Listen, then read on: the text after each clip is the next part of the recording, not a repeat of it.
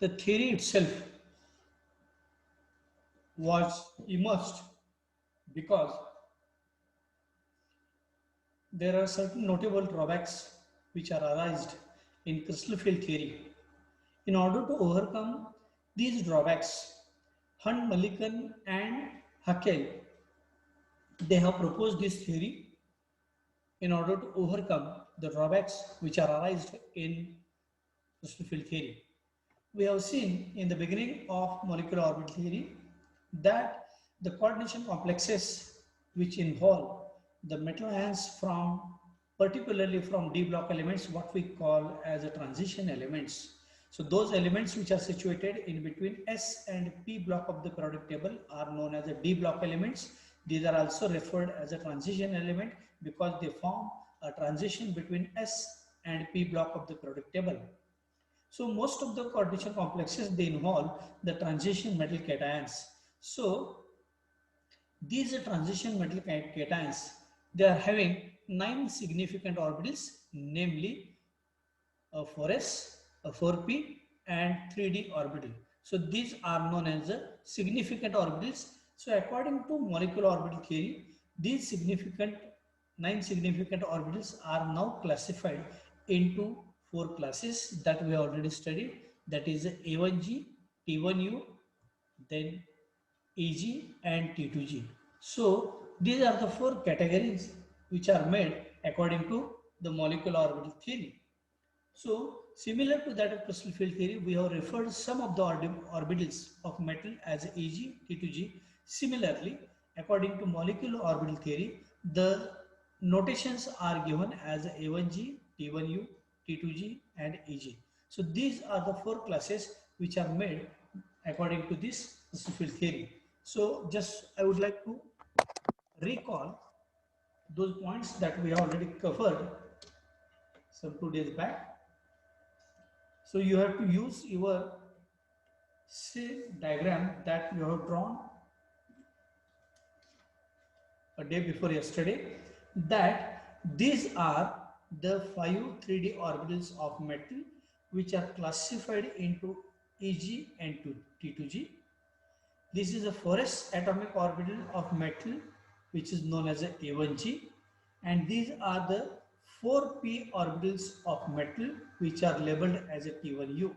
So the 9 significant orbitals 4 plus 1 5, 5 plus 1 is 6 plus 3 is a 9. So these are 9 significant orbitals 3d, 4s and 4p are now classified into 4 classes. The first class is known as a A1G, which is essentially 4s orbital. The second class is a 4p orbital, which is essentially T1U, and the third is a EG, and fourth is a T2G. So the 9 significant orbitals are classified into A1G, T1U, EG, and T2G. So these are the significant orbitals from the metal ion which are shown at LHS of this MO diagram. Again, I have used one word, that is 6 composite symmetry orbitals. That means these orbitals are having almost the same symmetry as those is exhibited by the metal ions. So these are known as a 6 composite symmetry orbitals. So these are having almost same symmetry as those were exhibited by the metal ions, and hence I have shown A1G, T1U and EG here in all these 6 ligand orbitals which are commonly referred as LGOs, ligand group orbitals. These are having composite symmetry. Here T2G orbitals are not shown because we have seen that T2G group of orbitals, these are the orbitals are having their lobes in between the coordinate axis, in between xy, in between yz and in between xz. So those orbitals which are having their orbital lobes in between the coordinate axis, they are responsible to form a pi bond, and according to molecular orbital theory, pi bonding is not at all considered while constructing the MO diagram. So these orbitals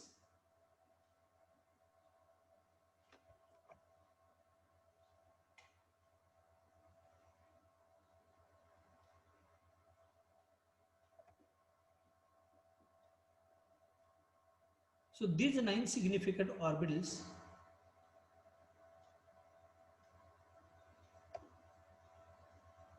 here,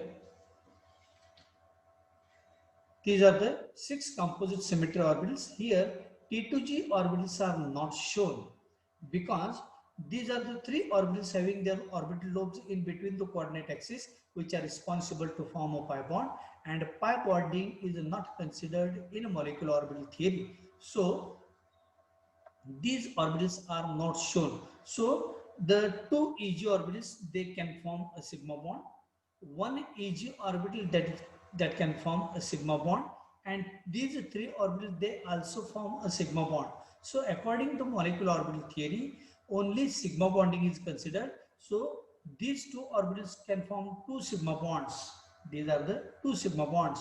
This can form 1 sigma bond, and this can form 3 sigma bonds. Thus 6 sigma bonds are produced by this metal with overlapping of the 6 LGOs, that is ligand group orbitals of the ligands. So these are the 6 orbitals which can form 6 sigma bonds between metal and the ligand. So these are of sigma type. Now, based on this primary idea, we are going to construct the remaining part of the diagram. So take up your notebook and a pen. We are going to complete this diagram very soon. So please refer your diagram. Now these are the orbitals. On left hand side, orbitals of metal ion are shown. On right hand side, orbitals of the ligands, which are known as the ligand group orbitals, are shown. These are known as LGOs, or 6 composite symmetry orbitals, which are responsible to form sigma bonds. Now in the central part of the diagram, we have to show the molecular orbitals. At the center, you have to show like this molecular orbitals. Now in your diagram, you have to show like this. First orbital that we are going to show, draw again one orbital in your notebook. This molecular orbital is known as A1G. Label this orbital as A1G.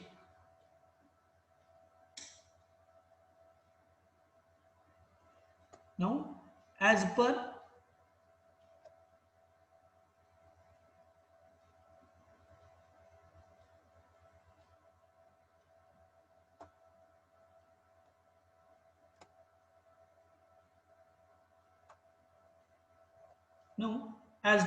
the MO diagram, the first molecular orbital that we have shown is A1G.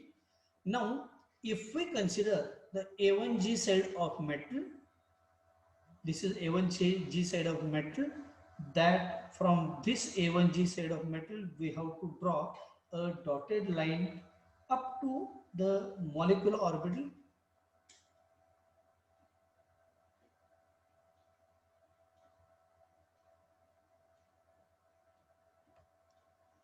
Now, there is in the formation of this bonding molecular orbital, there is a contribution from A1G side of metal, and now these are again the degenerate set of orbital, composite symmetry orbitals.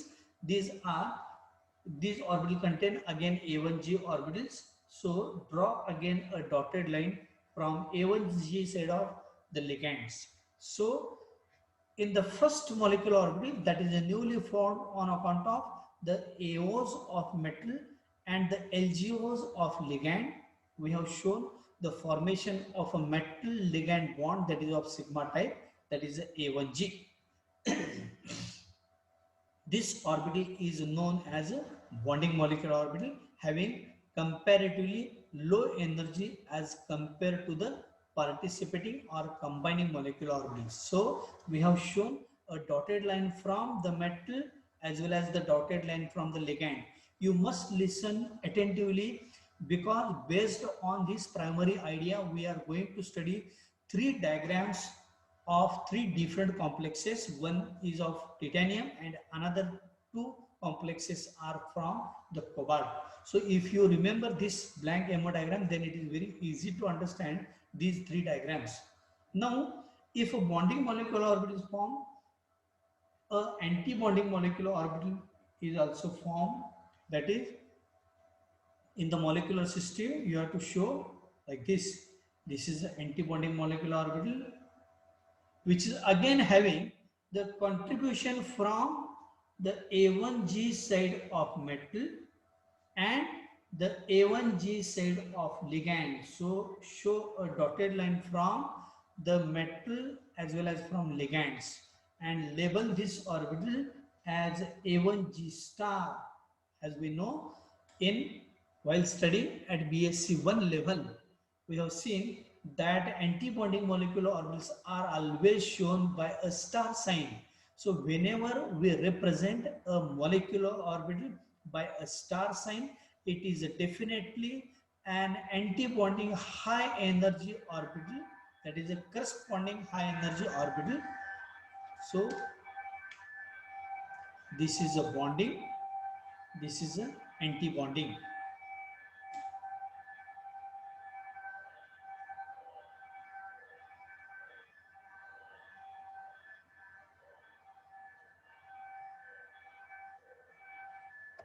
Now,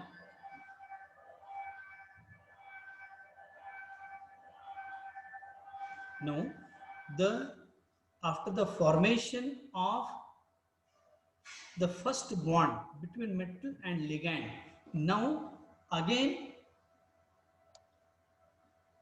three bonds between metal and ligands are formed like this. At a time, three bonds have been produced. You have to show the three molecular orbitals like this. Now, these are the three orbitals which are labeled as a T1U.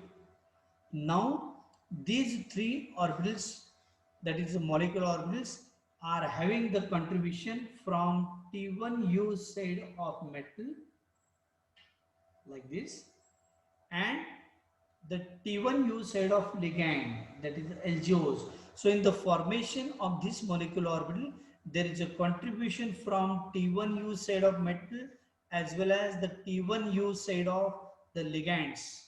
So show a dotted line from LGOs and a dotted line from the metal AOs. Show these orbitals. Now, the corresponding high energy orbitals. Here you have to show the three orbitals like this. Last time I have told you that this is showing that 10 minutes are left. So we are again going to rejoin this Zoom meeting after the completion of this first part. These three orbitals which are just above the A1G side of metal, A1G of molecular orbitals, A1 star G, that is known as a T1U star, and this is known as a, these three orbitals are known as a T1U, and this is a T1U star. In the formation of these T1U star antibonding molecular orbital, there is a contribution from T1U from metal as well as the T1U side of the ligands.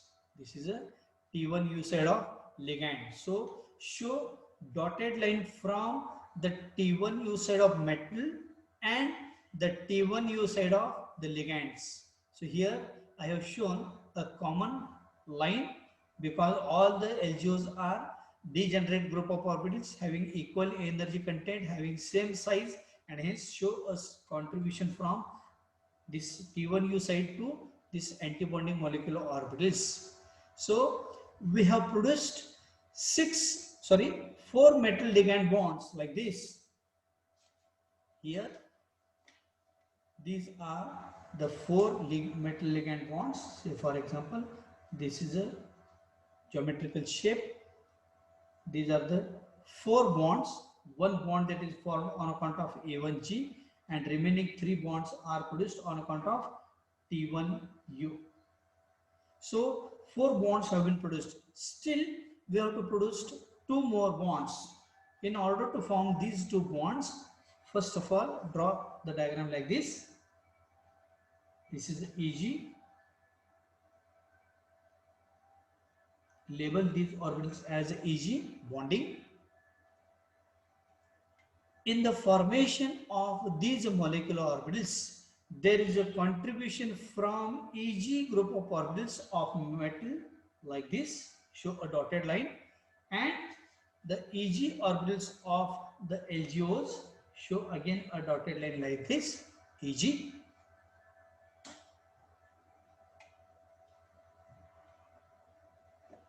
So these are the two bonds, that is sigma type of bonds, which are formed like this.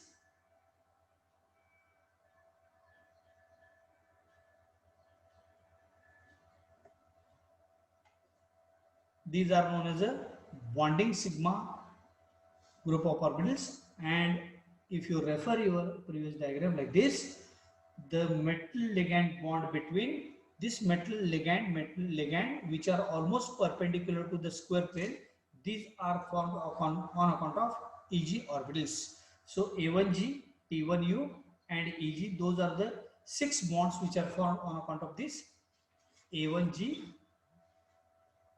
T1U and Eg, and still orbitals we have to show. These orbitals are just below the A1G or antibonding molecular orbitals that we have shown already. In the formation of these two orbitals, molecular orbitals, again show a dotted line from the Eg side of metal as well as the Eg side of the LGOs like this, and label these two orbitals as Eg star.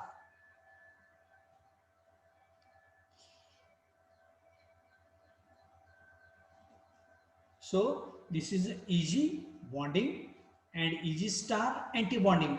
So this is again T1U star, A1G star and Eg star. These are the 6 molecular orbitals which are shown by a star sign, which are placed at the high energy as compared to the participating or combining molecular orbitals, which are known as anti-bonding molecular orbitals.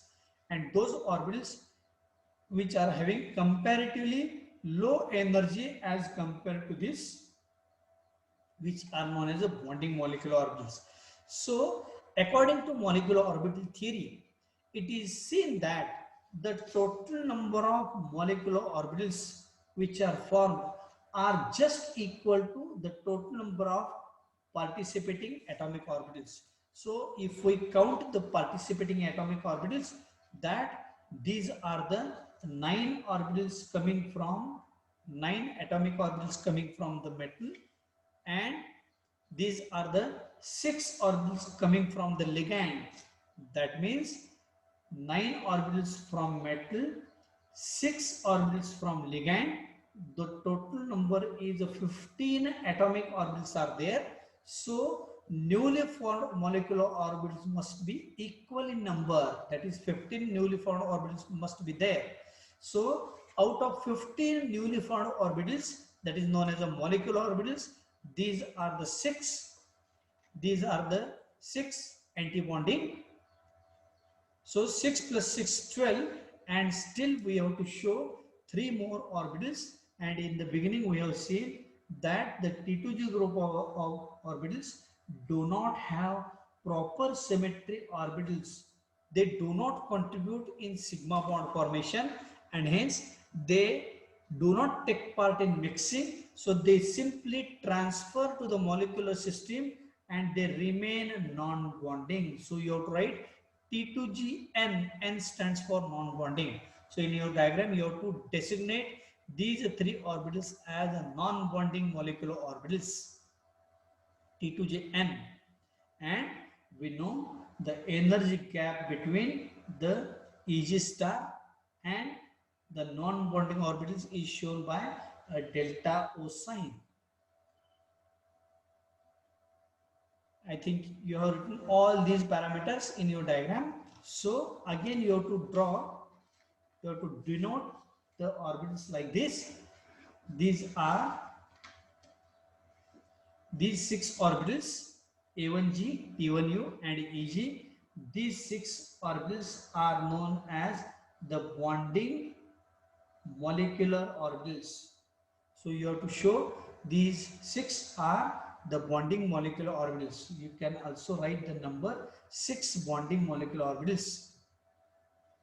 And those orbitals which are having comparatively high energy than the participating or combining orbitals. So these are having high energy. So these are known as the six anti-bonding molecular orbitals. So these are the six anti-bonding molecular orbitals. So 6 plus 6 is a 12 and remaining orbitals are, these are nothing but 3 non-bonding MOs which are simply transferred to the molecular system.